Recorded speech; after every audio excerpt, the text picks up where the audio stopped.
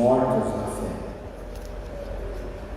Hoje, então, o dia nacional da Salete, como você sabe, ela apareceu no século XIX na França, um período muito difícil na França, que é acabado de acontecer a Revolução Francesa, que massacrou a igreja. Depois veio Napoleão, que perseguiu a igreja. Escreveram uma constituinte que ia contra a igreja e alguns padres tinham que jurar, os padres tinham que jurar em favor dessa constituinte. Muitos padres então foram mortos, perseguidos, e alguns apostataram a fé. Alguns de fato foram e juramentaram essa constituinte.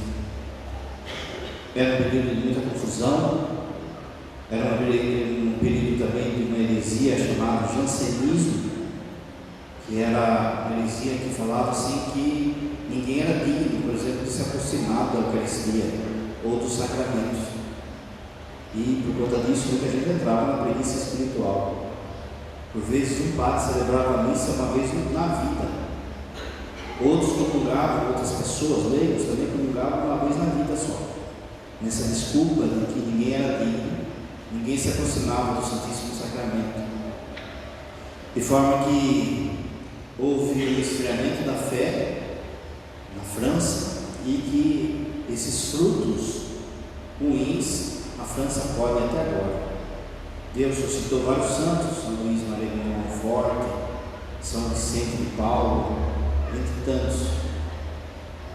E em 1851 a Virgem Maria aparece a duas crianças, uma de 15 e outra de 11 anos, uma chamava Helena e Maximine.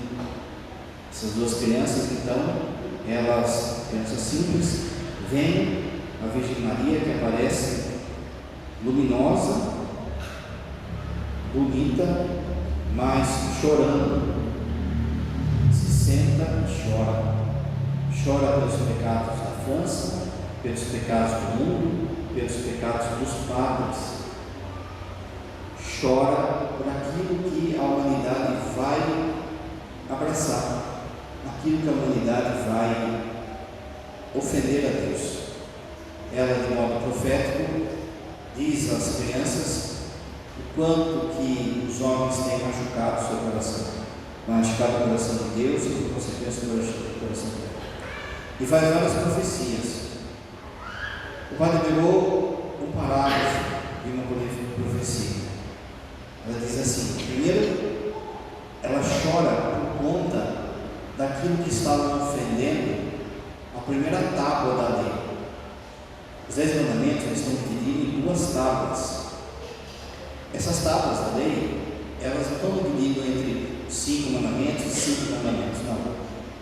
De um lado da lei, das tábuas da lei, dos 10 mandamentos, de um lado tem os 3 primeiros mandamentos, que ofendem a Deus. Os outros 7 mandamentos são em relação ao próximo. Então, Nossa Senhora aparece dizendo que se ofende a primeira tábua da lei, ou seja, os 3 mandamentos, que são diretamente ligados a Deus. Amar a Deus sobre todas as coisas, não tomar seu santo nome em vão, e a questão do domingo, ela vai ser clara em falar em questão dos católicos que não vão na missa, que não tem um horário no final de semana para participar da missa. Esse, antes de tudo, foi o grande motivo da lágrima do Senhor, a ofensa a Deus, e por consequência, daí sim ao próximo. Mas ela nomeia esses 3 mandamentos: o amar a Deus sobre todas as coisas, o brincar com o nome de Deus e a ausência do povo na missa, ou a falsa devoção também do povo na missa. A Virgem Maria, então, ela profetiza que não se verá coisa senão no mundo, senão homicídios, ódio, inveja, mentira e discórdia. Olha aí. Se não é isso que a gente já vive: ódio, homicídio, inveja, mentira, discórdia, sem amor pela pátria. Você sabe que o amor pela pátria, ele está no 4º mandamento. Ele tem a ver com honrar a autoridade e sem amor pela família. Olha o que virou os dias de hoje. Olha como Nossa Senhora estava profetizando 100, 150 anos aquilo que a gente ia viver hoje. Os governantes civis terão todos o mesmo objetivo. Olha esse boneco que a gente está vivendo hoje. Os governantes civis terão todos o mesmo objetivo, que consistirá em abolir e fazer desaparecer todo princípio religioso. Meus irmãos, essa história de que o Estado é lei, é laico, isso aqui, tudo isso é fruto da maçonaria, fruto da Revolução Francesa e fruto dessa confusão religiosa que a gente tem. Essa desculpa de que o Estado é laico, no fundo, é uma desculpa para que as leis de Deus não sejam regentes no país. E você está vendo essa questão do aborto, é o que está acontecendo. Se a igreja ela desabou no aborto, ela é contra o aborto, nós aqui não, somos laicos, ninguém manda em nós, nem Deus. Então, se a gente quiser aprovar o aborto por uma martelada, a gente vai aprovar. Malditos.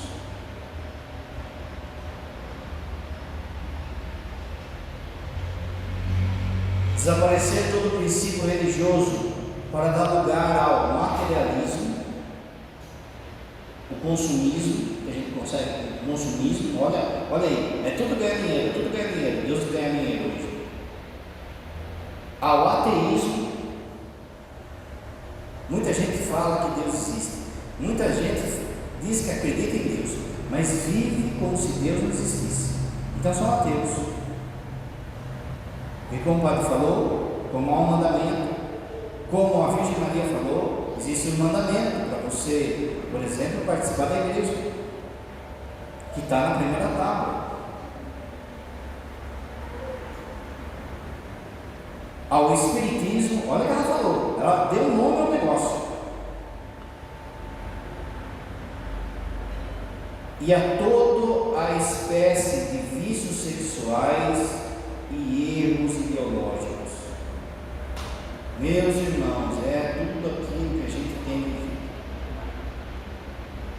Sentou e chorou por aquilo que ia ser essa ofensa no coração de Deus. Já pensou se ela aparecesse hoje? Olha que palavra é essa. A terra será atingida por toda espécie de flagelos. Haverá fome, de modo geral. E agora? Os sacerdotes se converterão em cloacas da impureza. Sim, os sacerdotes provocarão a vingança sobre suas cabeças. 1850. Eu nem vou falar muito para mim não me enrolar, mas você já entendeu. De forma que ela vem de fato com essa tristeza na sua alma, para ver se a gente acorda, porque o que é a Mãe de Deus vir até nós para sentar e chorar? Chorar os nossos pecados, chorar a nossa morte, como essa viúva aqui do Evangelho. Essa aparição, gente, ela é, como a gente sabe, uma revelação particular, ou seja, ela não é elemento de doutrina, de salvação, como Fátima, como Nossa Senhora de Guadalupe. Você não pode negar que as palavras da Virgem Maria, elas são pontuais, elas são certeiras nesse tempo. Que ela profetizou tudo aquilo que a gente tem vivido. Nós somos padres, só vou falar uma coisa. Olha o que está acontecendo na Alemanha. Olha a revolta dos padres e de bispo contra a doutrina. Contra a doutrina.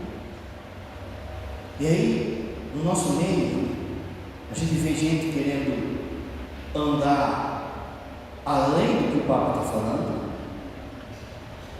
e por outro lado tem gente querendo andar atrás do que o Papa está falando, detonando o Papa, falando mal do Papa, falando mal da igreja, falando mal da doutrina. A gente vive em tempos de muita confusão, e por isso que Nosso Senhor chorou por nós, os nossos pecados. E eu sou o primeiro, eu sinto vergonha de escutar uma palavra dessa ao Senhor, porque isso também é para mim, como Papa. Essa aparição, ela é de modo especial para as mães, e é por isso que as mães que oram e rezam pelos filhos têm Nossa Senhora de Nazaré como a sua padroeira, porque você, mãe, também deve chorar o pecado dos seus filhos.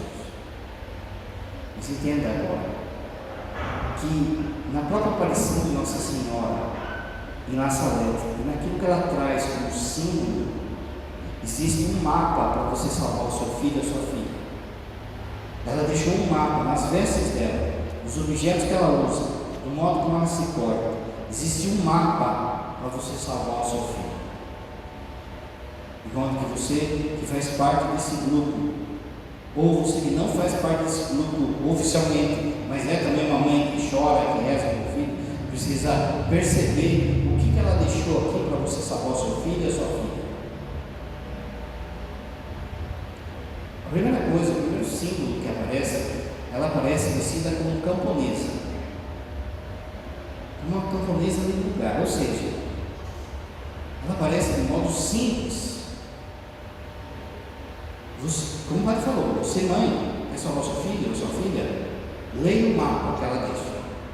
Como Guadalupe, quando você vê o manto de Guadalupe, vê aquilo que está no manto de Guadalupe, você enxerga lá no mapa dizendo os sinais que ela queria deixar. Aqui também a primeira coisa é então a simplicidade, o modo que ela está vestida.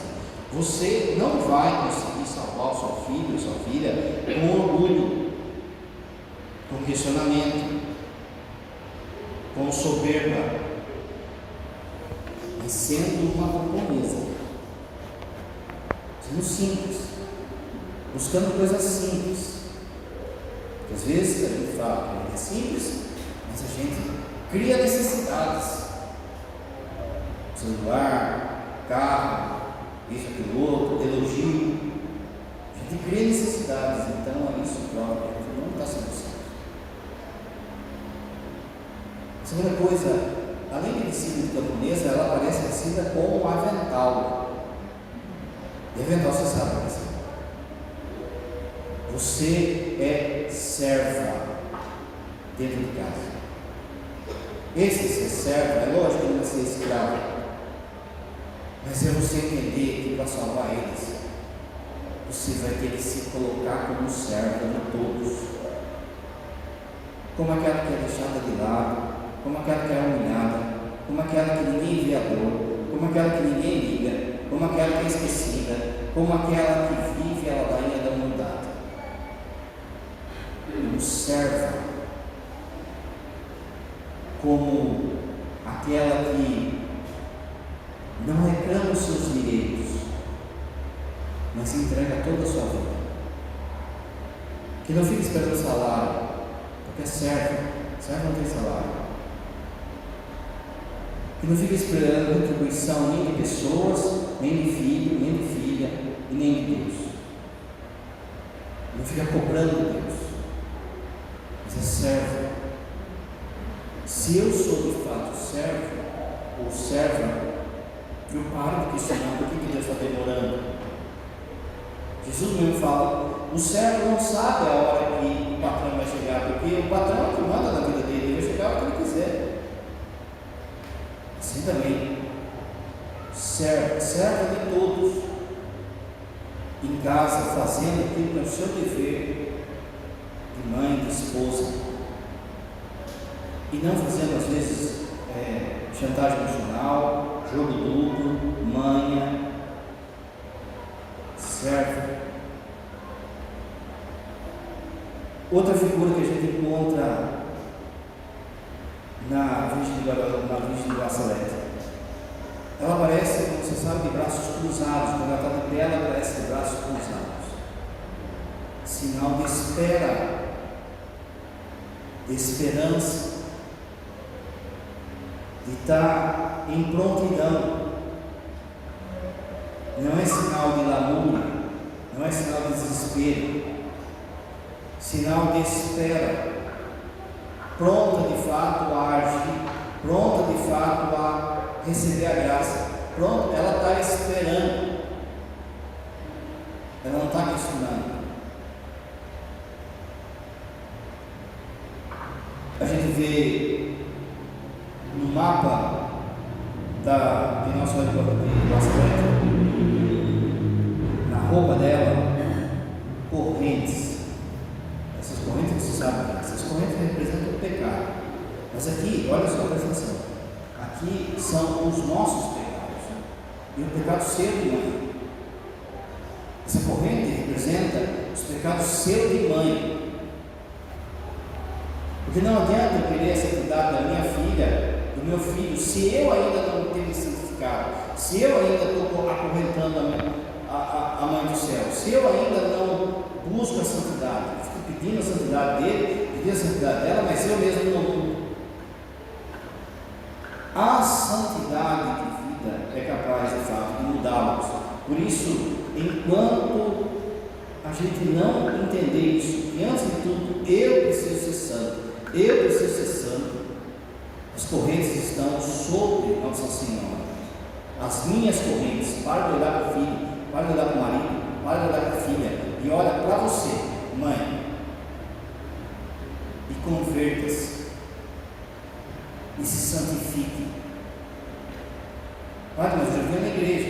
Padre, mas eu já rezo. Padre, seu filho está aqui? Sua filha está aqui? Então você não está santo o suficiente.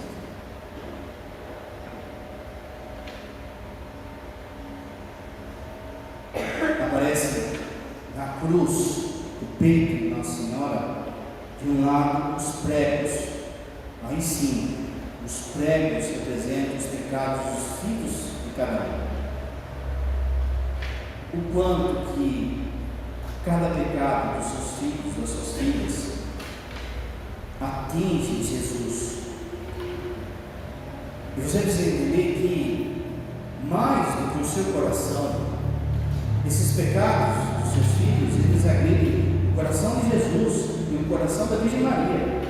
E você deve querer salvá-los, não simplesmente por um estado social, porque você está vendo ele na droga, está todo mundo falando, porque você está vendo ele na zoeira, ela na prostituição, ele caiu em qualquer tipo de relacionamento sexual, ou de dinheiro, ou disso, daquilo outro. Não é simplesmente por um estado social, mas você tem que entender que antes de tudo ofende o coração de Jesus. Mais do que você, o coração de Jesus é ofendido pelos pecados do seu filho, da sua filha. E você precisa se indignar com isso. Senão, de novo, a gente vai cair num vitimismo, numa manha, que muitas mães às vezes caem. E ficam naquele coitadismo, naquela coisa. Não, olha para aquilo que eles estão ofendendo o coração de Jesus. E isso sim deve doer no seu coração. Isso sim deve doer na sua alma. Vendo um filho agredindo o coração de Deus, agredindo uma filha, agredindo o coração de Jesus, o coração da Virgem Maria. Mas aí, na imagem de Nazaré, junto da cruz tem também uma turquesa. A turquesa representa então toda a capacidade sua de tirar esses pregos do coração de Jesus, de tirar aquilo que o seu filho, a sua filha tem ofendido o coração de Jesus. É você mais que tem que tirar. Como é que eu tiro isso, Pai? Sacrifício, penitência, arranque, meu Deus, meu Jesus, não olha o que meu filho está fazendo, não olha o que minha filha está fazendo, não caia sobre ele a ira, não caia sobre ela a desgraça. Por isso eu ofereço esse jejum, eu ofereço essa penitência, eu ofereço desse momento de adoração, eu tiro esses pregos de Jesus, com essa turquesa do sacrifício. Mas de novo, a gente entra numa mãe e acha que a coisa é mágica. Mas olha o mapa que está se desenhando aí para você salvar o seu filho ou sua filha. Não é fácil, e dói, e custa. E é por isso que, além da sua santidade, além das correntes, você precisa também pedir perdão por eles. Porque hoje eles não conseguem fazer isso. Então é você que vai reparar isso. Você vai lembrar Moisés, Esther, e tantos santos que intercederam para que Deus, para que a ira divina não caísse sobre um povo, sobre uma cidade. Jesus aparece para Santa Faustina e fala assim: um santo salva uma cidade. Você não precisa salvar uma cidade, você precisa salvar a sua família. Sabe? Para de manhã, faz o que tem que fazer. Viu que o filho fez uma burrada? Vai você lá no Santíssimo reparar. Viu que a filha fez um pecado, voltou naquele pecado, fez aquela coisa? Vai você fazer jejum, vai fazer penitência, vai você acordar de madrugada, você vai ser a turquesa. Mas de novo, antes de tudo, a santidade tem que ser o seu caminho.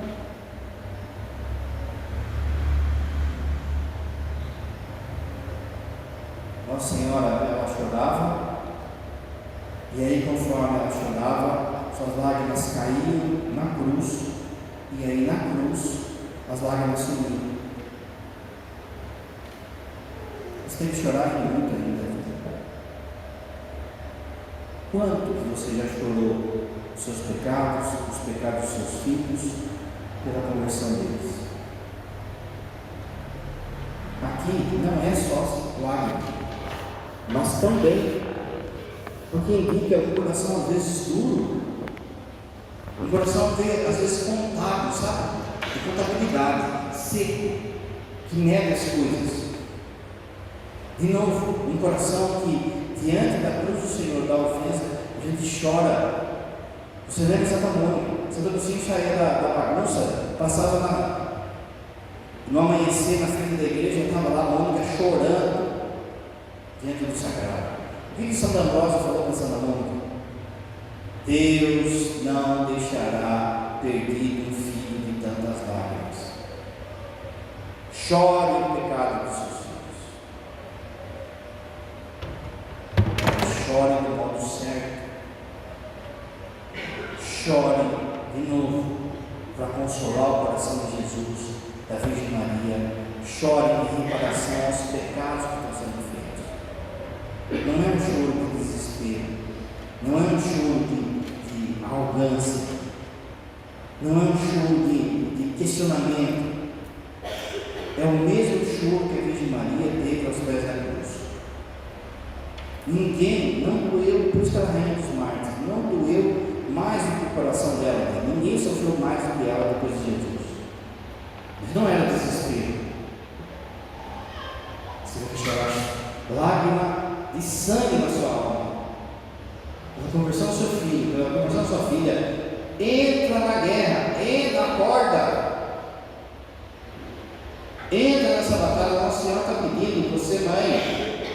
Veja, de novo, não basta simplesmente vir aqui durante a semana e fazer a oração com o grupo, que é bom, que tem que fazer, mas é mais do que isso. Você precisa entender que é mais do que isso, porque não tem varinha mágica, não tem.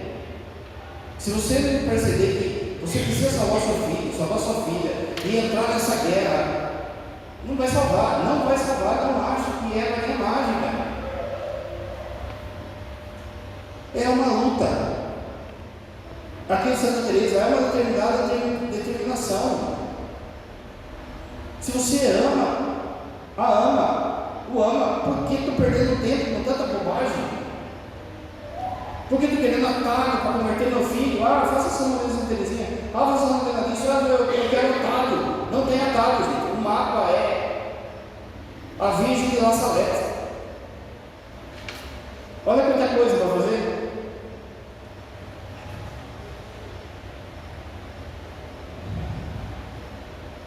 Além das correntes, você sabe que ela está rodeada de rosas. E rosa é o quê? Rosário. Para de mãe, você sabe o que tem que fazer. Repara que no corpo de Nossa Senhora que tem em Nazaré, tem rosas que circundam o pé, tem rosas que circundam a cintura, os ombros e a cabeça. Rosário,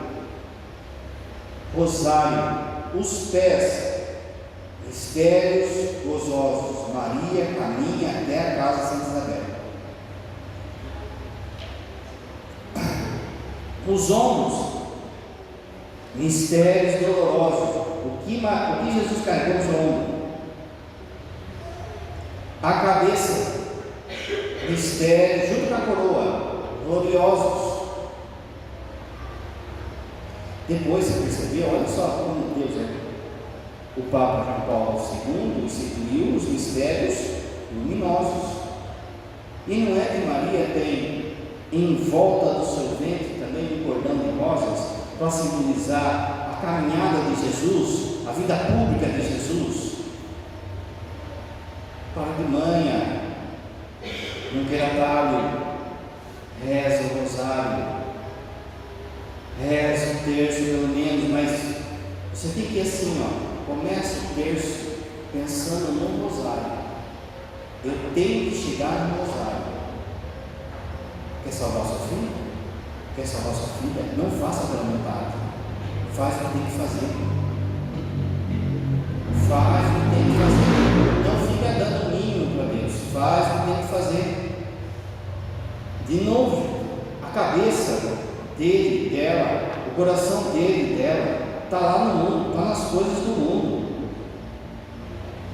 É professorzinho, é faculdade, é dinheiro, é namorado, é namorada, é isso, aquilo, outro, que tiraram ele do foco de Deus. Você talvez tenha trazido ele ou ela o caminho de Deus, sempre trouxe desde a infância, desde o que, e de repente veio no mundo como uma enxurrada e levou seu filho. E você não pode, ou sua filha, você não pode ficar deitado no berço pleno. Faz o que tem que fazer.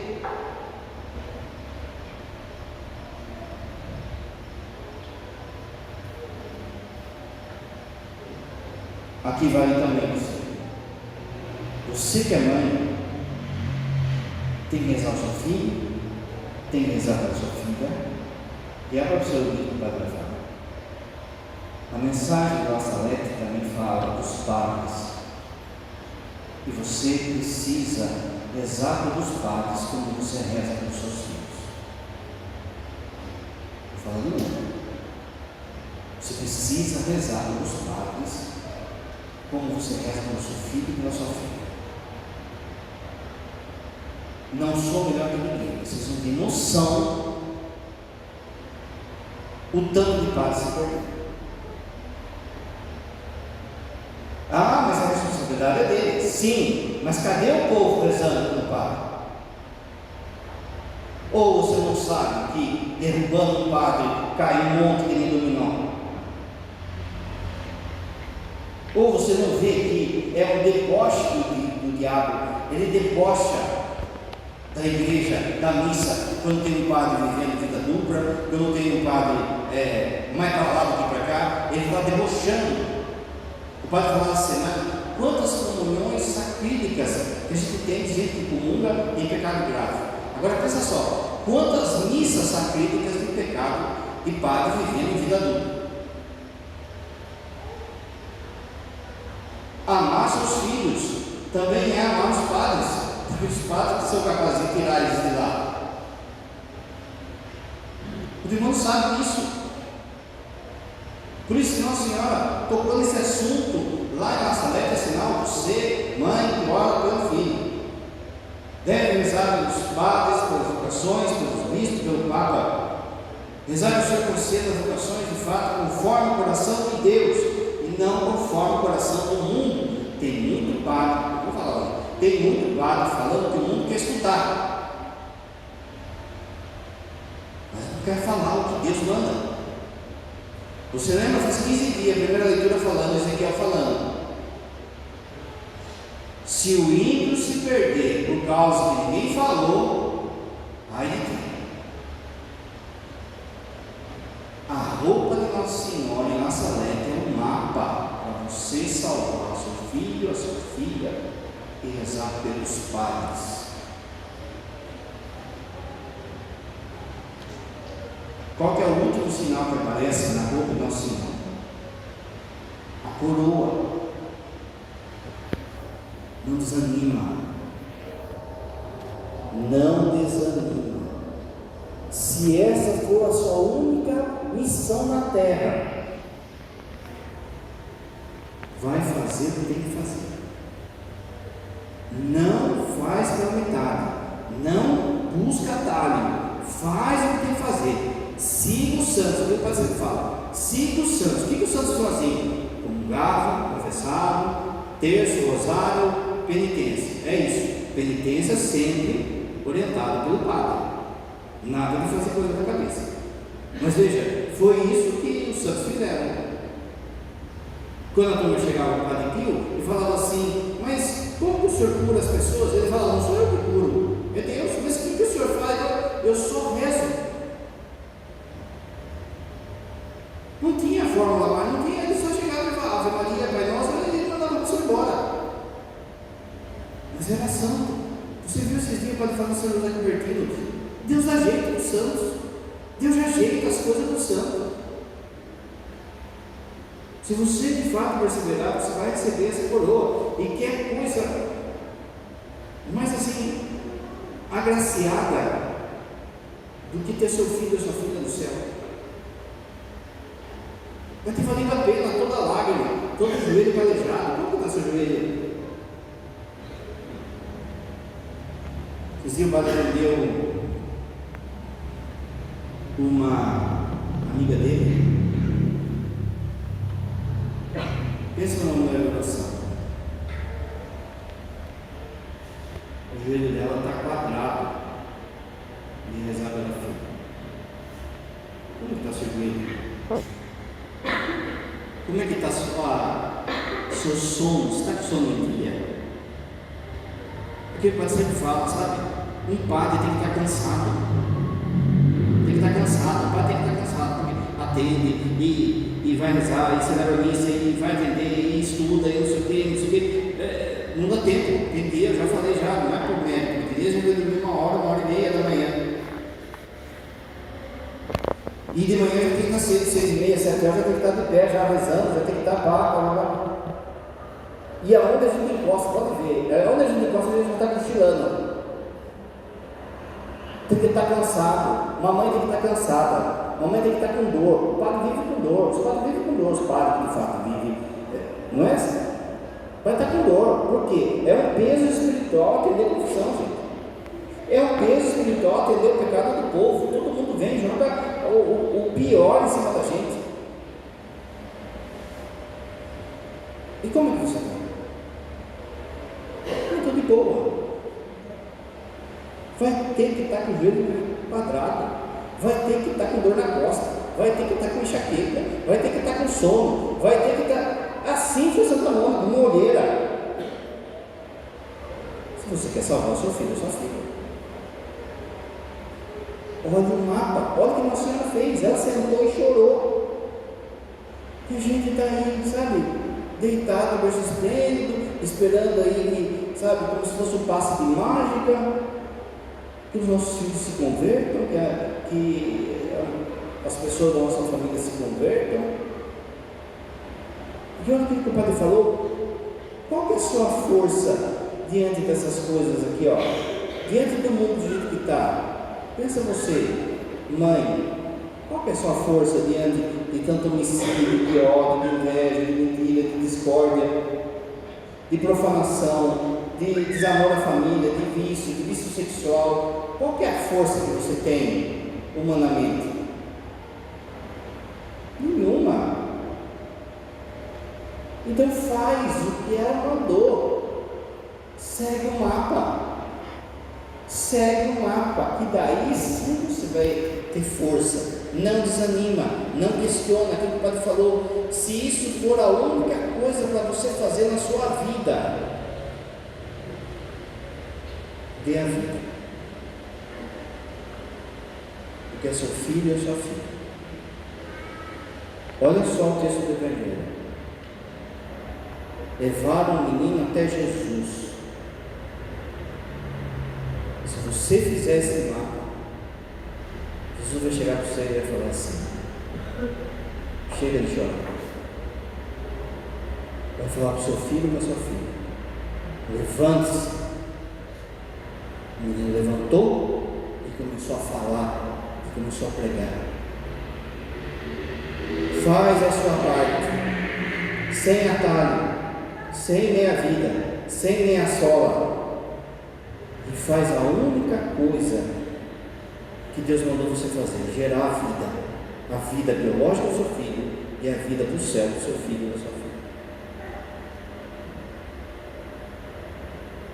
Cante o